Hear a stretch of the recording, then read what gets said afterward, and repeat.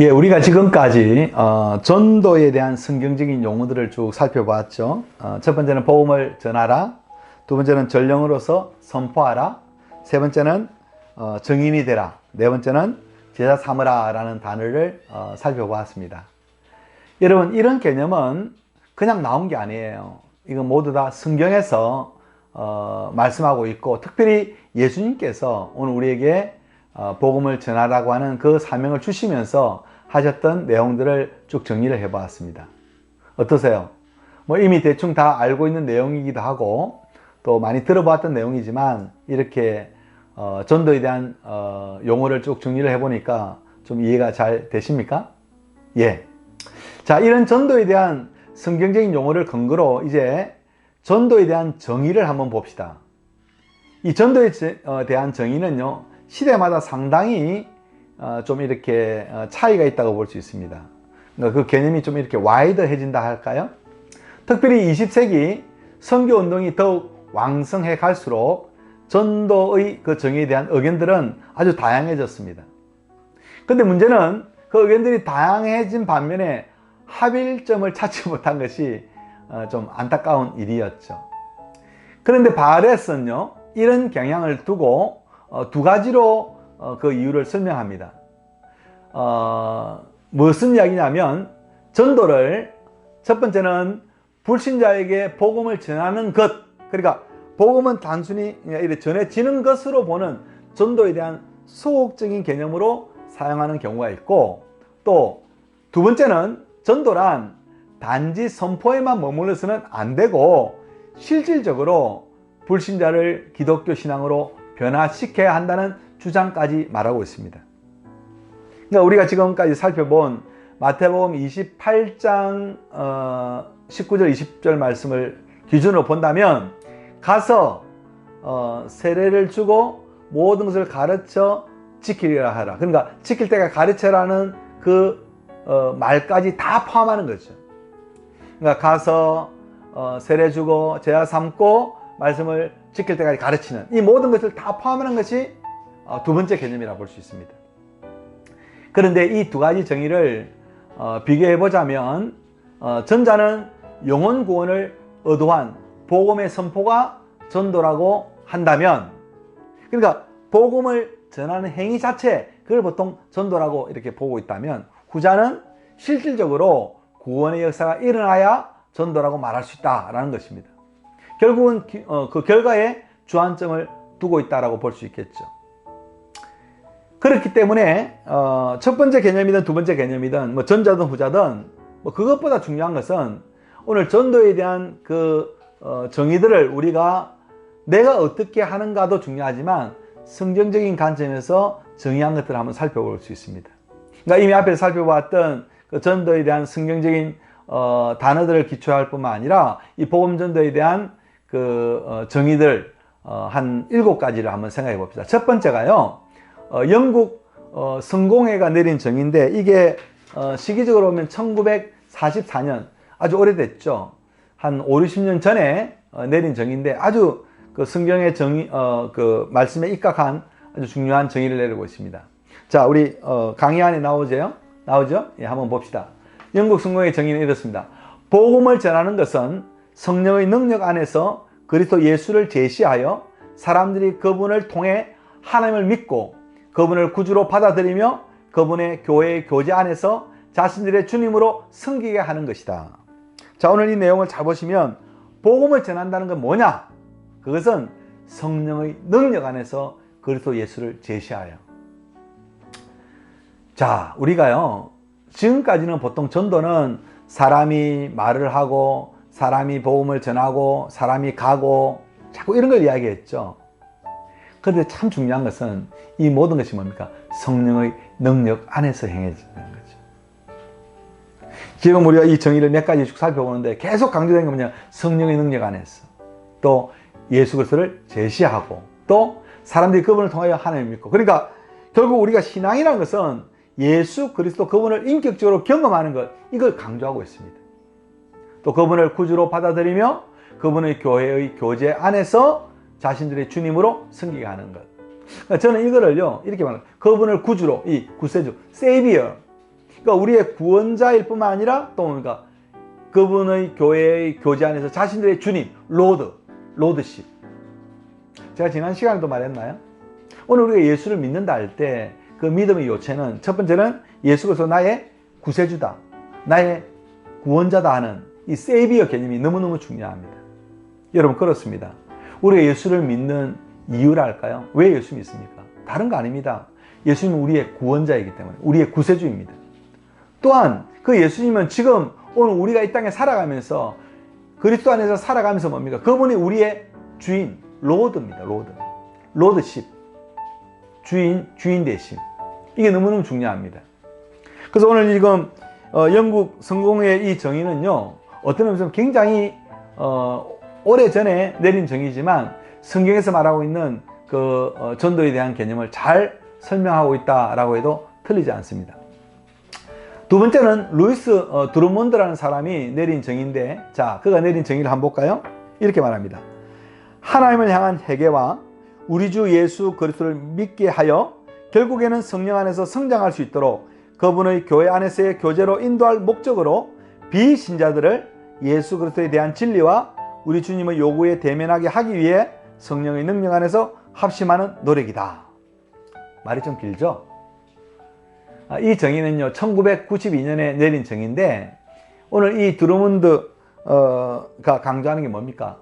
하나님을 향한 회개와 우리 주 예수 그리스도를 믿게 하여 결국에는 성령 안에서 성장할 수 있도록 그분의 교회 안에서 교제로 인도할 목적을 한다는 겁니다.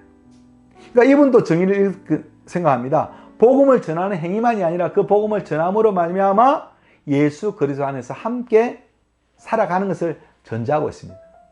그것뿐만 아니라 비신자들을 예수 그리스도에 대한 진리와 우리 주님의 요구에 대면하게 하기 위하여 성령의 능력 안에서 합심하는 노력이다, 이렇게 말했죠. 자, 이분도 지금 강조하는 게 뭡니까? 성령의 능력입니다.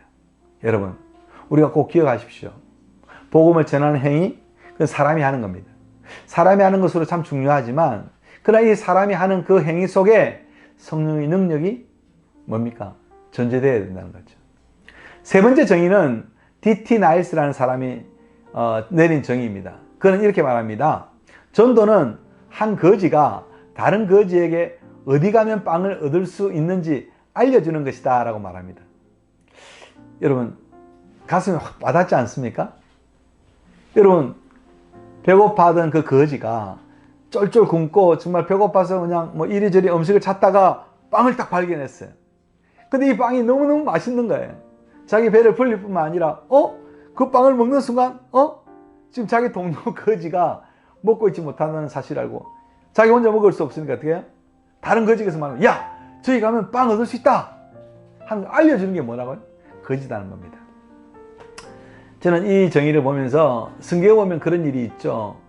성경에 보면 그 문둥병자들이 나병 환자들이죠. 나병 환자들이 그 아람 군대가 지금 다 그냥 죽어 있는 그 가운데 가보니까 막 먹을 게 막 지천이잖아요. 그런데 막 먹고 있다가 가만히 생각하니까 저 성 안에는 사람들이 다 죽어가고 있거든요. 그러니까 그들에게 가서 뭐 합니까? 야, 지금 이 성 밖에 있는 사람 다 죽었다.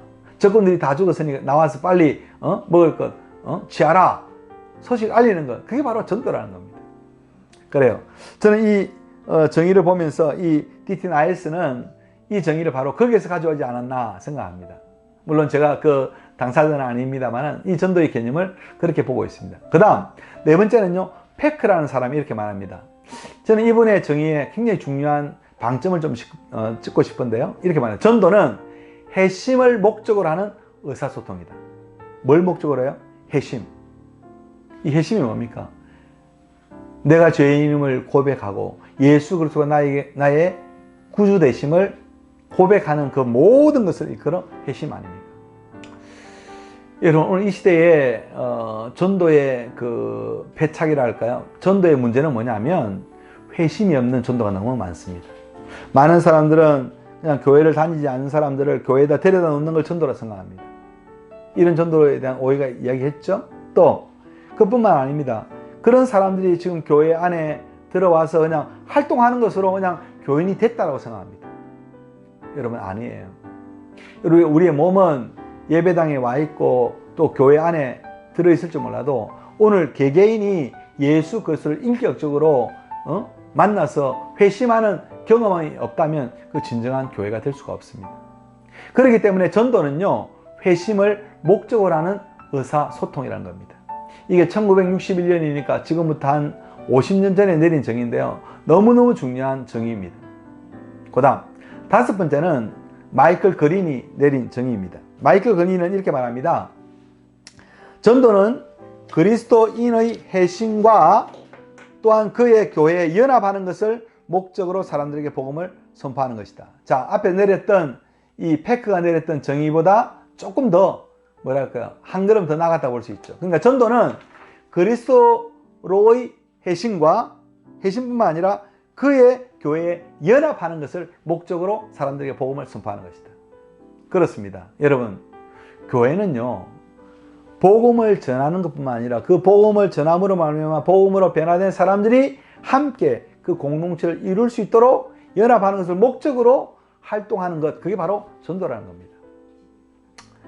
이런 차원에서 보면 오늘 우리가 이단들이 하는 그 전도에 대해서 우리가 한번 진지하게 생각해 봐야 합니다. 제가 지난 시간인가 이야기를 했는지 모르겠지만 어떤 목사님들은 그런 이야기를 해요. 신천지 이단으로서 정말 우리가 비판해야 됩니다. 우리 신천지 받아들일 수 없습니다. 그렇게 말하면서도 어떤 분은 이렇게 말합니다. 신천지 그래도 우리가 배울 게 있대요. 그래서 제가 묻습니다. 배울 게 뭡니까? 전도하는 전략을 배워야 된다 그래요. 여러분, 저는 그 말에 참 위험이 있다고 봐요.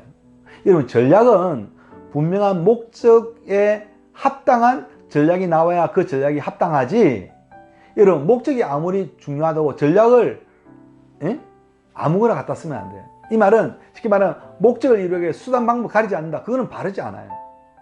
여러분, 신천지가 쓰는 전략이 뭐예요? 다단계 아닙니까? 다단계 형태가 아니에요? 자기 세력화 아니에요? 여러분, 그런 전도의 방법, 그거는 좋은 전도 방법이라 말할 수 없어요. 여러분, 우리가 왜 전도합니까? 왜 사람들을 복음 전합니까? 그것은 오늘 내가 그 사랑을, 내가 그 하나님의 복음을 내가 받았고 내가 경험했기 때문에 그 복음을 전하는 것, 이게 바로 전도라는 거죠. 내가 예수 그리스도를 만났고 예수 그리스도를 만남으로 말미암아 내가 정말 메시아를 만났다라고 하면서 자기의 그 양동이를 버려두고 갔던 그 수가성 여인처럼 오늘 예수를 만난 그 감격, 예수를 만난 놀라운 그 구원의 은총을 경험한 사람들이 그 복음을 전하는 것, 그게 바로 전도라는 거죠. 근데 오늘 이런 전도가 교회 행사가 되어버렸어요. 마치 교회에 많은 사람들을 불러 모으는 것으로만 이해합니다. 아닙니다. 여러분, 다시 한 번 더 말씀드립니다. 전도란 예수 그리스도를 만남으로 회심되는 거예요. 그리고 그 교회에 연합하여 하나 되는 거지. 그게 바로 전도하는 목적입니다. 결국 그들에게 그런 복음을 전파함으로 말미암아 그들이 하나님께로 돌아오는 것, 이게 바로 전도라는 것이죠. 여섯 번째는 이 로잔 협약에서 나온 이 전도의 정의인데요. 이건 우리 이 신학적인 경향하고 조금 차원이 있어도 굉장히 좋은 정의입니다. 한번 봅시다. 전도는 사람들을 그리스도에게로 오도록 설득하여서 하나님과 화목하게 하는 것을 목적으로 역사적, 성경적 그리스도가 구원자이며 주인 되심을 선포하는 것이다. 복음 전도의 결과는 그리스도에게 순종하는 것과 그의 교회와 연합하는 것, 그리고 세상에서 책임감 있는 섬김을 하는 것을 포함한다. 이게 1974년에 내린 정의인데요. 이 로잔 협약에 나오는 이 전도는 상당히 중요합니다. 이거 왜 그러냐면 이것은 한두 사람의 정의가 아니라 지금 개신교가 개혁주의 입장에 서 있는 그 개신교 교단에 있는 많은 신학자와 목회자들이 함께 내린 정의라는 것이죠. 일종의 커버넌트입니다. 계약입니다. 약속입니다. 그래서 이 로잔 협약이 굉장히 중요합니다. 다시 한번 정의를 보면요. 전도는 사람들을 누구에게로? 그리스도에게로 오도록 설득하여서 하나님과 화목하게 하는 것을 목적으로 한다는 거죠. 여러분, 이 하나님과 화목하는 것, 이게 참 중요한 목적 아닙니까? 그러면서 뭡니까? 예수 그리스도가 그냥 이 땅에 오신 하나의 존재일 뿐만 아니라 역사적이고 성경적인 그리스도가 바로 구원자이고 주인이심을 선포하는 거예요. 자, 지금 계속 반복되는 게 있습니다. 그리스도가 우리의 구원자고 우리의 주인 되심을 선포하는 것이에요. 결국 그런 복음을 전함으로 말미암아 얻어오는 결과는 뭐냐? 결국 그리스도에게 순종하는 것과 또 교회와 연합하는 것, 그리고 더 나아가서 세상에서 책임감 있는 섬김을 하는 것을 포함한다는 겁니다. 자, 지금까지 우리가 복음 전도에 대한 정의를 쭉 보면서 뭡니까? 두 가지 말했죠. 그리스도에게 순종하는 것, 그리고 그 교회와 연합하는 것까지는 우리가 생각했는데, 여기서는 뭐 한 가지 더 나갑니다. 세상에서 책임감 있는 섬김을 하는 것. 결국은 여러분, 복음 전도는 교회 안에서 되어질 일이기도 하지만 동시에 뭡니까? 세상을 향하여 그 복음을 전해야 된다는 겁니다. 자, 이제 이 전도에 대한 정의 마지막 7번째를 앞두고 저는 이런 이야기를 하나 하고 싶어요. 지금까지 많은 사람들이 교회를 오라, 와보라, 그러니까 예수님이 와보라 했으니까 와서 보라에 대한 얘기를 많이 했어요. 와서 하나님 앞에 예배하고 하나님 앞에 경배하고 또 하나님을 찬송하고 또 봉사하고 교제하고 연합하라. 이걸 저는 교회의 고스트럭처로 말하고 있습니다. 컴스트럭처, 오라는 개념이죠. 그러나 교회는 여러분, 오는 것도 중요합니다. 컴스트럭처 중요하죠. 와서 예배하고 하나님 앞에 영광 돌리고 또 우리 연합하고 교제하는 것. 그러나 교회는요, 컴스트럭처만 있으면 안 됩니다. 교회는요, 고스트럭처예요. 가라예요, 가라. 복음을 전하기 위해 가는 거예요. 흩어지는 교회. 그래서 교회는요, 모이는 교회와 흩어지는 교회라는 이 개념이 하나가 돼야 온전한 교회 모습을 이룰 수 있다는 거죠. 지금 이 6번째 이 정의, 로자니 협약이 바로 그걸 이야기하고 있습니다. 여러분, 우리는 복음 전도를 함으로 말미암아 그리스도에게 순종하는 것뿐만 아니라 교회와 연합하는 것뿐만 아니라 이제 세상에서 책임감 있는 섬김을 하는 것, 이게 바로 전도라는 것이죠. 이런 의미에서 우리 이 전도에 대한 정의가 참 중요한 것 같아요. 이제 마지막 7번째, 델러스 마일즈라는 사람이 내린 정의인데요. 이분이 제가 볼 때는 지금까지 내린 그 정의에서 가장 우리가 명제할 수 있는 참 좋은 정의가 아니겠나 생각합니다. 자, 우리 마지막 정의니까 한번 봅시다. 전도는 성령의 능력으로 사람들과 사회가 예수 그리스도의 주 되심을 인정하도록 하나님 나라의 복음을 전하고 복음대로 실천하며 자신이 곧 복음이 되는 것이다. 저는 이 마지막 부분이 굉장히 제 가슴을 이렇게 울리면서 굉장히 와닿는 부분이에요. 무슨 이야기예요?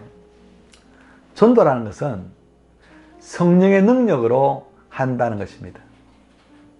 여러분, 모든 일이 마찬가지지만 특별히 전도는요, 성령의 능력이 아니고는 할 수가 없습니다. 그 성령의 능력을 어떻게 해요? 사람들과 사회가 예수 그리스도의 주되심을 인정하도록 하나님의 나라의 복음을 전하는 것, 이게 바로 전도의 시작이라는 거죠. 여러분, 전도는 단순히 교회의 세력을 확장하거나 그냥 교회의 그런 배가를 위한 건 아니에요.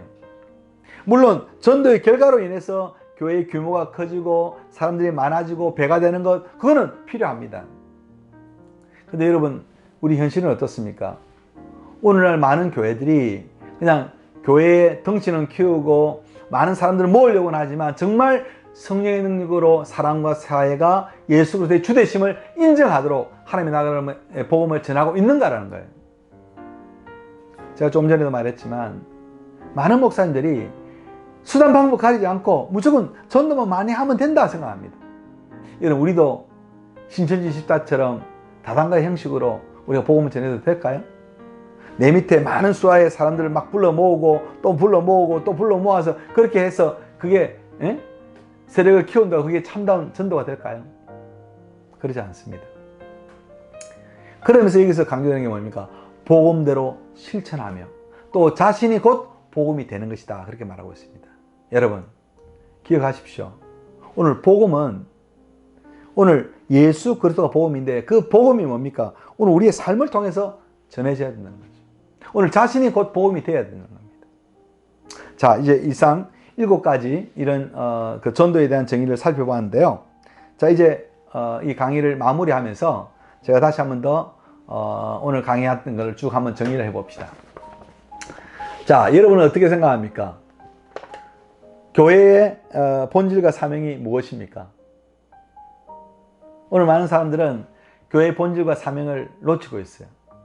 교회가 하나님의 나라 백성들로서 오늘 교회가 무엇보다도 하나님이 택하여 불렀다는, 하나님의 선택한 백성이라는 사실을 많이 이해하지 못하고 있습니다.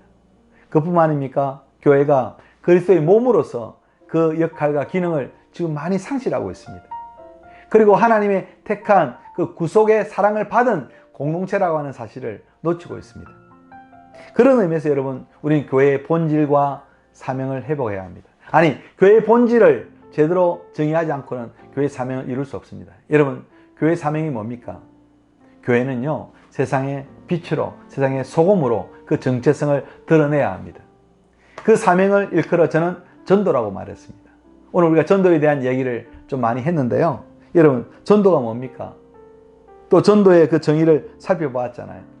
특별히 교회는요, 이 전도를 위하여 존재해도 틀리지 않는다라고 말할 수 있습니다.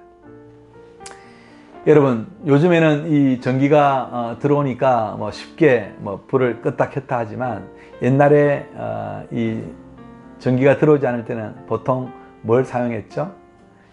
등잔불이나 아니면 양초를 많이 사용했습니다. 어떤 분이 그런 이야기 했어요. 선교가 뭐냐? 전도가 뭐냐? 그 마치 양초가 자기의 그 몸을 사름으로 불을 밝히는 것, 그게 바로 전도요 선교다, 그래 말했습니다. 저는 그 말에 굉장히 공감했습니다. 그렇습니다. 자기의 몸을 태움으로, 자기의 양초가 자기의 몸을 태움으로 빛을 드러내고 자기는 녹아지는 것, 이게 바로 전도요 선교입니다. 그래서 어떤 분은 그런 이야기를 합니다. 오늘 교회가 이 땅에 목적하는 바가 뭐냐? 마치 양초가 자기의 몸을 태움으로 존재하듯이 오늘 교회는 하나님의 복음을 전하고 선교함으로 말미암아 교회는 존재한다, 그렇게 말합니다.